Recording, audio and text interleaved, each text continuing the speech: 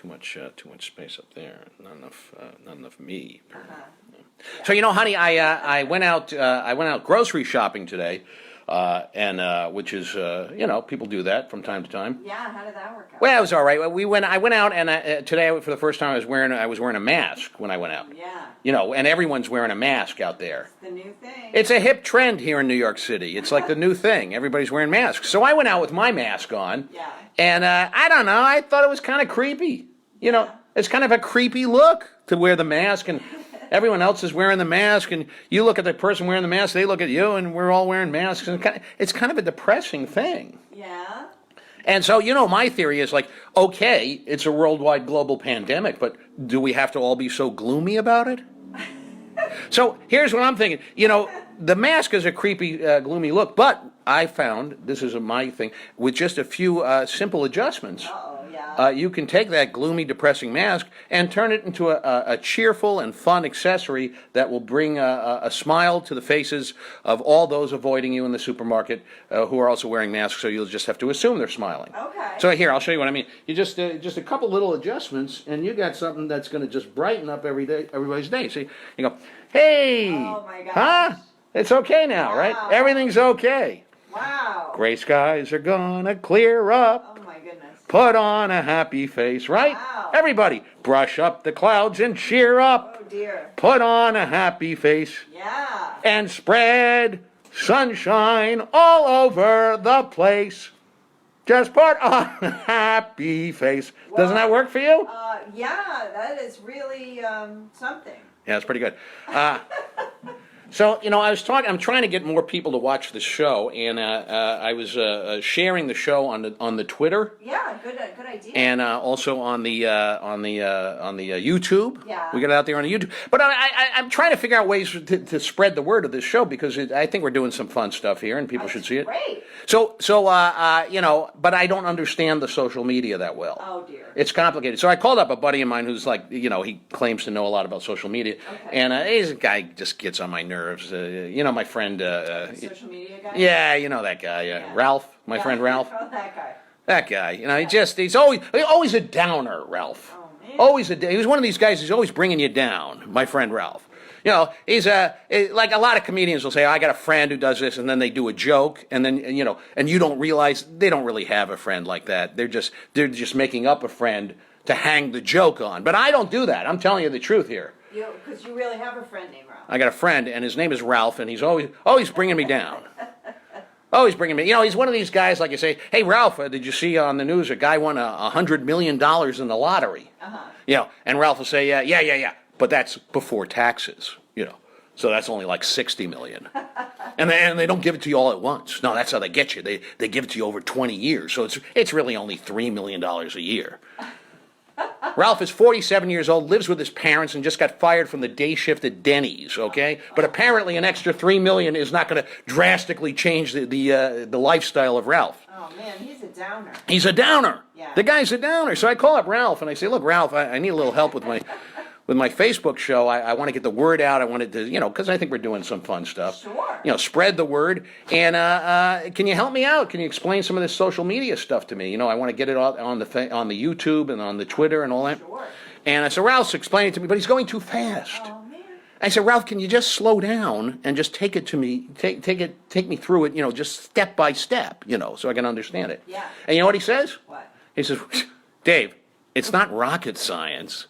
Oh, I hate that. I hate when people say that, because it's a put down, right? Yeah. It's not rocket science. They say that to put you down. They want you to think that they're smarter than you are. It's not rocket science. Then what do people say when they think that you're dumb? When they think a guy's really dumb, they say, "Hey, he's no rocket scientist." Okay. I was trying to explain the Twitter to Konig, and he couldn't figure it out because the guy is no rocket scientist. I know. But then if you're really, really dumb, then they say you are a rocket scientist. Oh. Okay? Like I told the guy, don't park the car all the way in the back. I'm going to be 20 minutes. What does he do? He parks it all the way in the back. This guy, a real rocket scientist. Okay? That's true. That's a conundrum. It's a conundrum. Yeah. That's the reaction I was looking for. Not a laugh, but just the fact that it's a conundrum. See, somewhere along the line, someone decided that rocket scientists are the smartest people on Earth, and you know what? They are. That's true. It's true. You ever talk to one? I have actually spoken to a rocket scientist, and Yeah. can I tell you something? They're pretty smart. This guy was all aeronautics this and avionics that, and I couldn't understand a word he said. You know why? Because apparently I'm no rocket scientist. Thank you very much. Hey, you know what that means? Yes? That means it's time for the Dave Konig Show on Facebook Live. Oh, wow. You get your happy surgical masks on. It's the Dave Konig Show on Facebook Live with my co-host, the lovely bride of Konig, sitting just 6 feet away, social distance. Susan Konig is here. Hi, everybody. Hi, everybody, of course, is Susan Konig's copyrighted trademark, and she spent about $60,000 in focus groups and market research to come up with "Hi, everybody" as her trademark catchphrase. Some of her rejected catchphrases included "Here comes comedy." That was close. Yeah. And "It's Susan Konig time." Oh, wow. That was a big runner-up right there. And you almost settled on this one. Oh, dear. You almost settled on "The proletarians have nothing to lose but their chains. Working men of all countries unite." That was, Wow. which I'm glad that I did not do yeah, that. because that's a little wordy. It's a little tongue twister. Yeah, so you settled on "Hi, everybody," and that's your trademark. Yeah. And on the show today, we have, of course, the Dave Konig dancers will be here. Do we? Well, here's the thing. We've been trying to get the Dave Konig dancers to do a big production number on the show, know. and it's not easy because they got to keep 6 feet apart, and I'm broadcasting on iPhone because I can't get a big picture here to get all the girls in there. Right. So I called up Gladys. Gladys is the dance captain. Right. She's one of the older girls on the troupe. She's about 72, and She got older. she has 2 artificial hips and no knees whatsoever. No knees at all. She had both knees surgically removed, and there's nothing holding her up. So I said, Gladys, how are we going to do the big dance number? And Irma Zandel, write your own show. How are we going to do the big dance number? And Gladys said to me, she said, well, what we're going to have to do is we're going to record the number, and all your viewers are going to have to individually download the Dave Konig Dancers app. Yeah. On your phones. So I tried to download the app. It costs $80 a month. It's not I free. didn't even know we had it. It's not free. It's an $80 a month Yeah. to get the Dancers app. Yeah. And I said, Glass, that seems awfully pricey, And she said, well, you can feel good about it because she's going to take the money and it's going to go towards her. She has to get arch implant surgery. Because She got some knees. well, no, it's for her feet. She has no arches whatsoever. She's actually convex down there, and so my God. and the orthotics don't work anymore. So she's actually going to get a surgical implants of arches to put on her feet. With the $80. So we'll try and get that in, and also the Not Ready for Dave Konig players were scheduled to be here. Yeah. I had a big conference this morning with Kevin. Kevin is the kid who thinks he's breakout well, he thinks he's going to be the could be. breakout star of the Yeah. sketch group. And I said, Kevin, what kind of funny sketches are we going to do today on the show? Because I got these ideas. I want to do the dentist sketch. Right, oh, yeah. Where we all take too much laughing gas and we all laugh. It's funny. It's funny. It's like we all laugh too much. And I got a couple of ideas for sketch. Sure. And so I said, let's do the dentist sketch. And Kevin said, and at the end we'll all sit in triangular formations and wait for the mothership. I said, what? What, Kevin? What? And then I say, I got an idea for like a podiatrist sketch, funny podiatrist sketch where, I come in and I got big feet, I got big shoes, and Kevin says, yeah, and then at the end, we all sit in a triangular formation and wait for the mothership.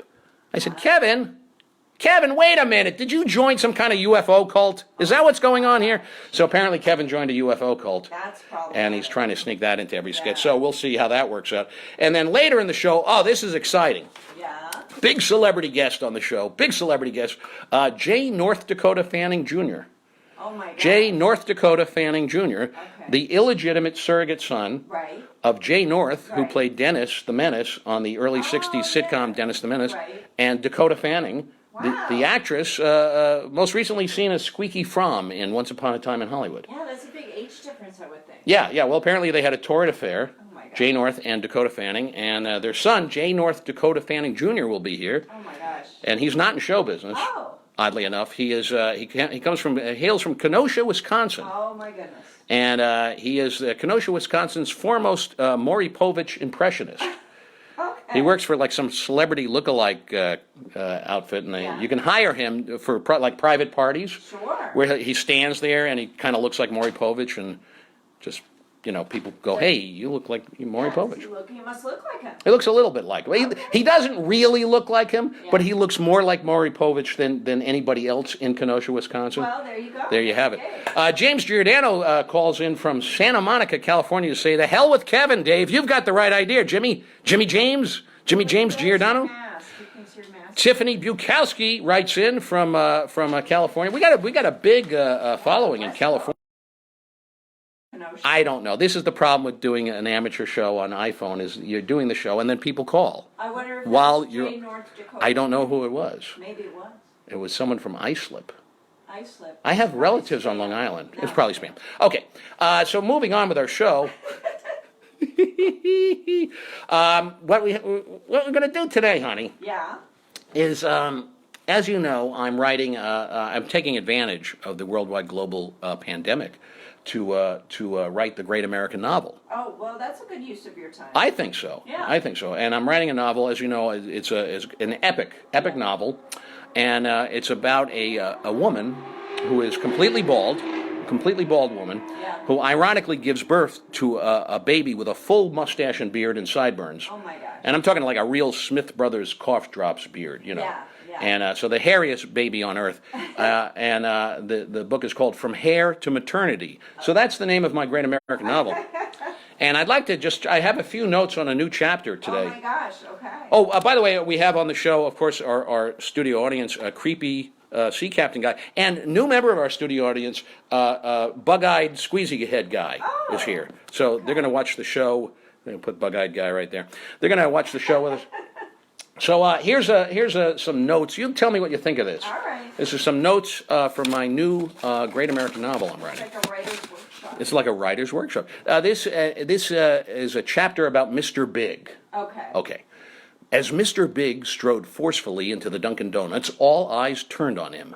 The conversational din of the morning rush hour lowered to a respectful hum of hushed murmuring. Is that him? Gosh, he is big, isn't he? It was almost too much to believe. Mr. Big in their town. Why, he was even bigger in person than they possibly could have imagined. His teeth were beautiful, and he had all of them. His wrists were weighed down by diamond cufflinks the size of a baby's head. His massive form was encased in a three-piece suit, all the pieces made from the same material, the trousers, the vest, the jacket, so it all matched. Oh, wow. Every man, woman, and child to a man and a woman and a child knew one thing if they knew nothing else. Their lives, up until now, were meaningless. Utterly, abjectly meaningless. It was all they could do to drag themselves out of bed in the morning, put on their John Deere caps, climb aboard their tractors, and drive to work at the Walmart. To say they hated their lives would be largely inaccurate, because that in itself would require an investment of emotion they simply could not muster. Often they would just stop whatever they were doing and stare off into space, immobilized by a paralyzing existential ennui. Oh. Yes, ennui. That while crippling emotionally, they all knew was wholly justified. Wow. That's how the chapter begins. That is gripping. That's pretty good, right? Yeah, especially they're riding their tractors. They're riding their tractors to work at the Walmart. That's crazy. But now this, Mr. Big, right there, close enough they could touch him if they dared, but no one dared. A woman gasped. A baby cried. Another baby gasped. An elderly man struggled to his feet, leaning heavily on his cane. He plunged a bony finger in Mr. Big's direction. "Excuse me!" That's what he said. He said, "Excuse me!" with his bony finger jutting away at Mr. Big. Mr. Big looked up. Mr. Big's unusually large head swiveled menacingly. He glared at the old man. A nervous young woman reached up and pulled the old man back down into his seat. She lifted her eyes apologetically to Mr. Big. Everyone held their breath. Oh my God. See, the tension is mounting I'm here. holding my breath. Yeah, I would imagine. Mr. Big walked on. Behind the counter, Biff Jensen panicked. Biff Jensen. Not for the first time. Biff was known as a nervous kid. But this time, maybe his natural instinct for losing his composure might possibly save his life. Oh my gosh. He turned to his fellow counter boy and erstwhile best friend, Ham Johnson. "Ham," Biff said, Yeah. "you and I have been through some close jams together in the past." "That's right, Biff, we surely have," said Ham. Ham swallowed hard, beads of sweat dotting his forehead. But this won't be one of them. With that, a little twist there. With that, Biff Jensen threw his mop to the floor and ran out the back door. He ran and was never seen again. So, what's it? Yeah? I'm stymied. Yeah, well, he got the hell out of there. Yeah. Yeah, Biff Jensen doesn't mess around. Okay. He sees trouble, he runs. Some say that somewhere Biff Jensen is still running. All right. Mr. Big approached the counter. Ham knew that everything in his life, all the hardships, that awkward night at Becky Flenson's Sweet 16 party, his difficulties in 8th grade biology class, that nagging feeling deep in his soul that all of existence was utterly meaningless, it all had led him to this moment. Oh my gosh. He knew he had better get it right. There'd be no second chance. Can I help you, sir? Ham allowed himself a small exhale. Yeah, let me get, Mr. Big paused, deep in thought, let me get a dozen Boston creams. You want a bag for that? Mr. Big shook his big head. No, I'll just eat them here. Wow. That's good. That's heavy, right? Oh my gosh. That's heavy. That's a heavy moment. Yeah. Yeah. Frozen in fear, they watched as Mr. Big shifted himself uncomfortably into a booth and proceeded one by one to suck the cream out of the donuts. Then, with a thundering sigh, his head tilted slightly back and he passed out, a small sliver of drool slithering down his chins. Multiple chins, because he's very big. Yeah. Hedda Henson, who was on her way to her third consecutive 16-hour shift at the new Walmart they had just opened across the street from the other Walmart, approached Mr. Big's snoring head cautiously. Should we just? Ellipses? Yeah. Yeah, I think so, Fred Flemson replied. Fred was anxious to get to his very last shift as security guard at the Walmart. In just 24 hours he would retire, and he didn't want any trouble. He was looking forward to retirement so that he could immediately start his new life working as a greeter at the very same Walmart.